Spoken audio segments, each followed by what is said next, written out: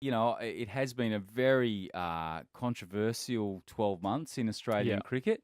And, I mean, Classy and I are both, and Dan here, cricket tragics. We love it so much. Do you think it's a good thing sometimes for the sport to have a sort of an eruption like that, to things to settle and whatnot? Yeah, I mean, I'd rather it not be in the circumstances of, cheating, scratching the ball and the way it happened.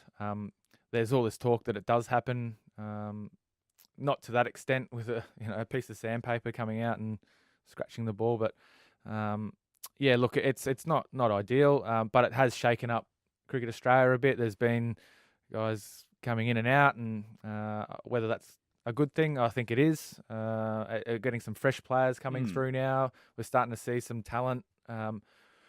So, look, I actually think with what's coming up, there's a World Cup, and I sort of agree with what Ricky Ponting said a couple of weeks ago. I think he said something along the lines of he thinks that they're a big chance of winning because other teams will be thinking, oh, Australia, they're all over the place here. So, and they've actually got a really good one-day side on paper, and the talent is there. So, if they get it together, I think they're a massive chance as well. And then they've got the Ashes that follows that. So, England aren't playing very well. They've just been beaten by the West Indies in a few tests and one days, and they're starting to look not as good as what they probably thought they were. And then they've come out and said also their top three isn't settled. So, look, I think it's quite interesting. I don't think we can take too much on what happened with Sri Lanka.